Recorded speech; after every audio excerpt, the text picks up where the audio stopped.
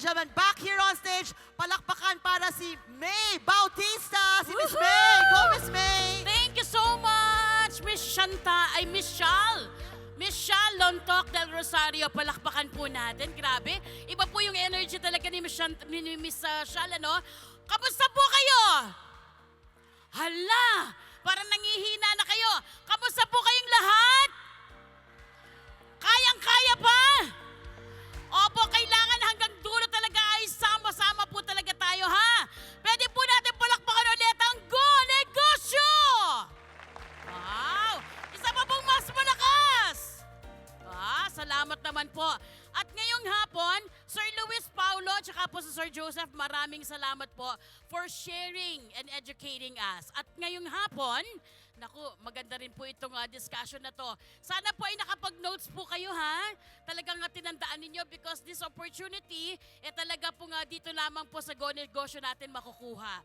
Okay, in this segment, pag-uusapan po natin ang totoong buhay. Sino po sa inyo dito yung gustong-gusto po talaga yung totoong buhay? Thank you ate, isa ka lang po pero 3 million po tayo ngayon. De, joke lamang po.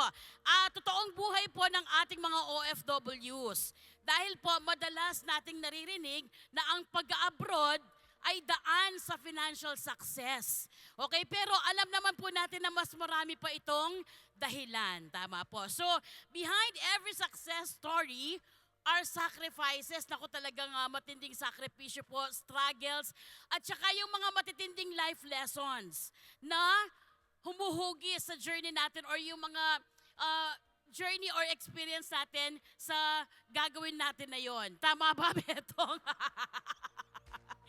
Okay, so today, we shine a light on those real experiences. Raw, inspiring, at talaga pong hindi matatawaran, undeniably Filipino. Kaya, mga Go Negosyo, tara po at pakinggan natin ang tunay na kwento ng ating modern day hero. So we are joined by a former OFW. Naku, talagang baka po marami sa inyo yung nagpa-follow sa kanya. Isa po siyang dating OFW, content creator, and entrepreneur. Palakpakan naman po natin, Tatay Ron TV! Wow! Ay, ang gwapo naman. Grabe. Uy, glass skin. Tatay Ron, glass skin ka pala. Grabe. Thank you po. And the smile. Naku, guys, tingnan nyo naman the teeth and the smile. Opo, sige po, please sit down. Thank Ito you po. na. Again po ha, pwede po kayong mag-notes at talagang tandaan po natin ang mga isi-share sa atin ni Tatay Ron. Tatay Ron, kamusta po kayo? Mabuti po, mabuti. Wala, are you still single or double or ready to mingle? Married na po. May tatlo na po akong Akala anak. ko none of the above. Opo, may tatlo na pong kids. Yes po. Okay, so Tatay Ron, ako ito po, today po talagang we shine a light on those real Filipino experiences nga daw po, no? So ang tanong po natin can you please ibahagi niyo po yung kahit na konting journey po na makakapagpa-inspire para sa mga gusto at mga nagtatrabaho sa ibang bansa. At saka, papaano mo ito sinimulan? So, ako kasi, laki po kami sa hirap talaga. So, ang ginawa ko, nakikita ko yung mga kapitbahay namin na nag-abroad, umaasenso. So, ang ginawa ko, nagtanong ako doon sa kakilala ko kung ano yung step niya, ginawa niya, and then, sabi niya sa akin, mag-aral ka dito, and then mag-apply ka, and then yun, nakapag-apply po ako sa South Korea. Okay, South Korea mismo. Yes, South So Korea. yung buong OFW journey mo, nangyari lahat sa bansang South Korea? Hindi po. Yung unang abroad ko po is Saudi Arabia. Okay. Mga 21 years old yata ako noon. Kasi, noong time po na yon, para akong nasugal ako dati dito sa Pilipinas, parang naging escape ko yun. Parang tumakas ako sa mga utang ko. Kumuha ko ng trabaho sa abroad para lang matakasan nga yung mga utang ko dito sa Pilipinas. Naging daan mo yun Oo. para magtrabaho sa ibang Oo, bansa. yun. Parang kakaibang story yung Tatay Opo. Ron, ha? Wait lang po, bago din, before we proceed, bakit po Tatay Ron TV? Kasi wala akong maisip na pangalan noon that time. May pinapanood ako Ayaw sa... niyo po ng Nanay TV. Nanay Ron TV. Hindi po. Kasi may napapanood po akong content creator noon in South Korea, Daddy Tano. So, ang ginawa ko, pinalitan ko lang yung daddy, pinalitan ko lang ng tatay. Oo, pero naging matagumpay yung Yes ano po. mo, yung page mo ha. Mm-mm. Ano yung, di ba nung unang bansa mo ay Saudi Saudi, Arabia. tama? Ano yung naging experience mo doon nung sa una munang journey mo sa Saudi? Nung pagdating ko doon, para ako nanlumo kasi iba kasi yung pakiramdam kapag nasa ibang bansa ka eh. Bakit? Kasi alam mo na wala nang balikan, hindi ka na makakabalik kapag nandun ka na. Oo. So maghihintay ka na ng ilang taon bago ka makauwi para makita yung pamilya mo. Oo, So, kasi ang kontrata mo ay 2 years. 2 years. So, po. para sa iyo ang 2 years talagang matagal na. Napakatagal na po. No? Okay. Tapos, after nun, paano yun, naging iba na? Kasi after mo ng 2 years doon, South Korea ka Yes naman. po. Okay? Yung journey mo naman sa South Korea, Sa South Korea naman po, umabot po ako ng 1 year and 8 months. 1 year and 8 months. Apo. Okay? Kasi ang kontrata ko talaga sa South Korea is pwede po siyang umabot ng 5 taon. Pero natapos lang ako ng 1 year and 8 months. Kasi doon sa South Korea, natuto na ako eh. Before nung nasa Saudi Arabia ako, talagang syempre first time mo, hindi mo alam yung gagawin mo. So ang nangyari nung nag-Saudi Arabia ako, wala akong naipon. Kaya nung South Korea na, nakuha kong hindi na matapos yung kontrata ko pero yung business namin naging successful na. Nung nasa Saudi ka, ano yung trabaho mo, Tatay Ron? Mananahi po ako. Mananahi. Apo, gumagawa po kami ng mga uniform ng mga Arabo Tapos nung nasa South Korea, ano yung trabaho mo? sa basurahan. Sa basurahan na? Yes. Yung isang taon at 8 months sa basurahan? Basurahan po lahat yun. Wow, okay. Pero, ang sabi po nila kasi, many Filipinos po, di ba po, even ako, ang mentality ko kapag naging OFW or nagtrabaho sa ibang bansa, agad-agad parang pag nandun ka na, ay naku, madaming pera dyan sa ibang bansa. Sa inyo pong experience, totoo po ba yon yung pag-iisip natin na gano'n, na agad-agad nakatungtong ka pa lang, naku, sigurado ang daming pera nito. Yung kasing mindset ng mga kababayan na natin na naiiwan dito. For example, sinabi yung sahod mo is 60,000 sa South Korea. Oo. Parang maiisip kagad nila, i-compute na nila yon sa 1 month, 60,000 times 12. Oo. So yung kunwari, total 500,000. Makakaipon ka ng 500,000. Yung parang tipong hindi nakakain yung pamilya mo, hindi ka na uutang.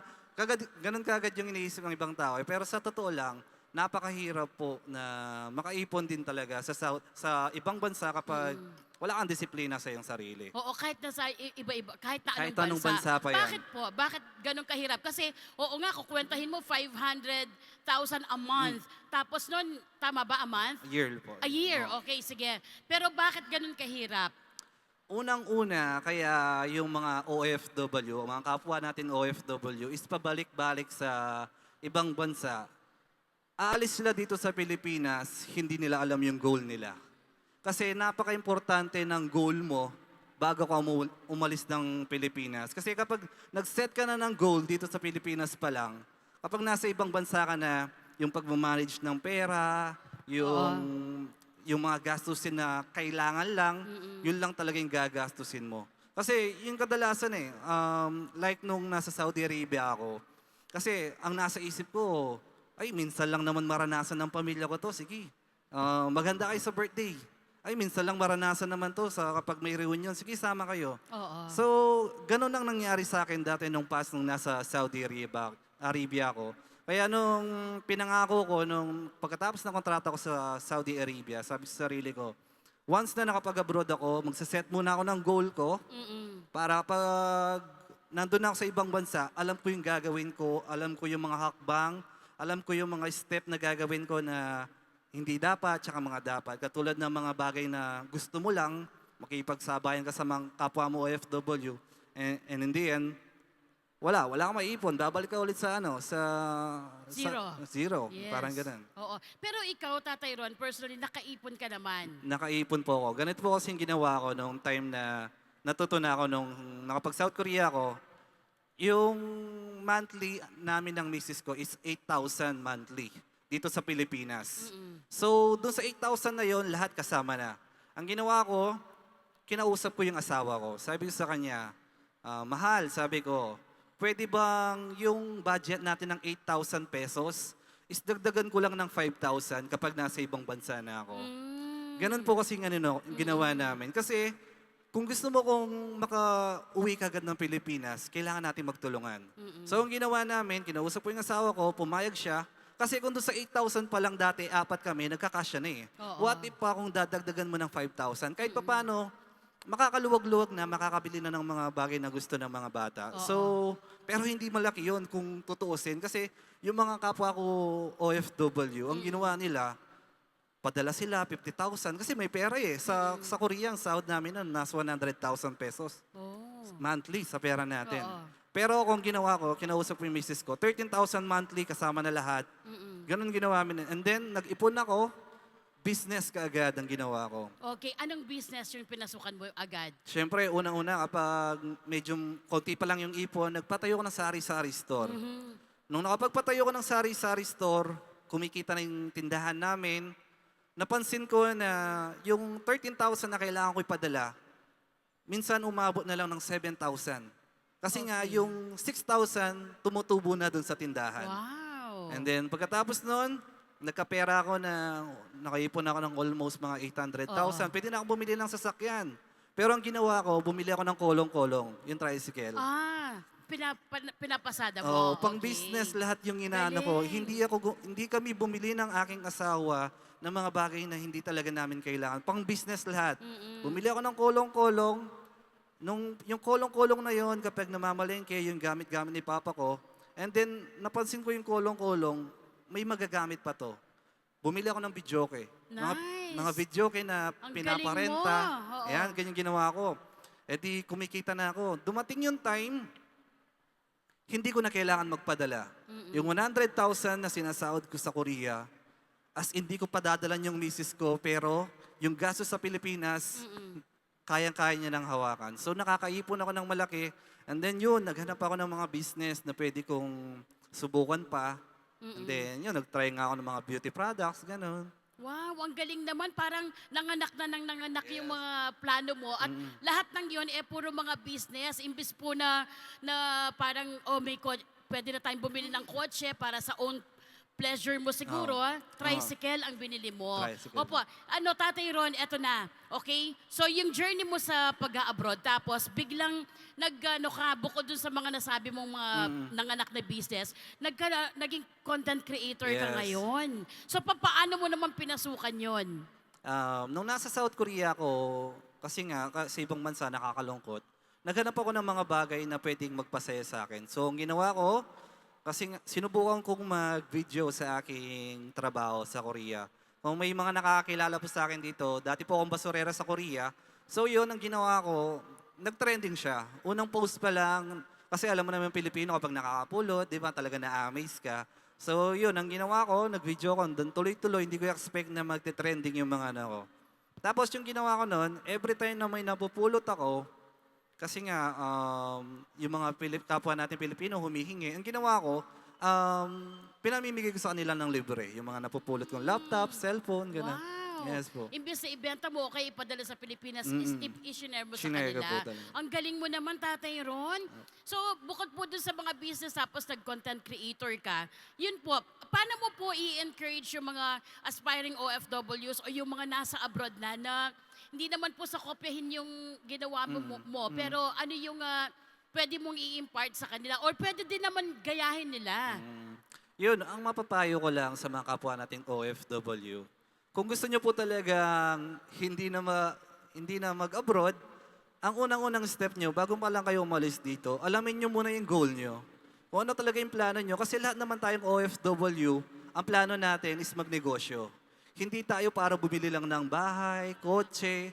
Kasi kung ganyan yung plano nyo, asahan mo, babalik at babalik ka lang. Kasi uunahin mo yung kotse eh. Unahin mo yung bahay eh. Tama. Di ba? Opo. Yung lahat ng, yung mga parang simbolo na yumayaman ka na, uunahin mo yun di ba po?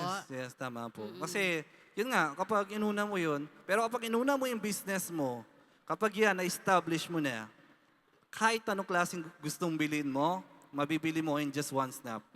Pero yung mapapayo ko, tiis muna, ginhawa later. Wow! Napakaganda po nun. So, masasabi mo, Tatay Ron, na yung mga business mo lumalago at the same time yung mga social media accounts mo, Yes po. yung yung pagiging content creator mo, lahat yon sabay-sabay na malalago. Opo, Ibig lahat sabihin po. successful po Lahat lahat. po yan, yes po. Wow. Actually po, ngayon, may company rin kami sa mga beauty products. Ayun, Ngayon, meron dito ka pang venture na beauty products. Kaya pala glass skin.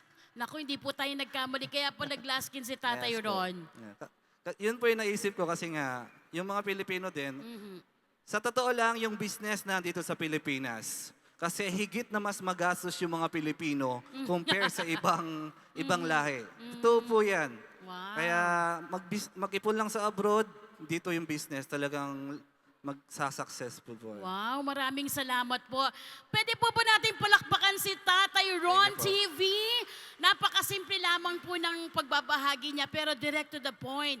Kasi talagang may natutunan ka at naku, sana po ay mas marami pa at lumawak ang inyong social media Yes po, accounts. thank you po. Again, maraming salamat po kay Tatay Ron TV sa pagbabahagi ng kanyang mga insights this afternoon. Pero bago po yan, bago po natin na talagang paalisin o i-let go si Tatay Ron, may we request for an photo op. Ayan.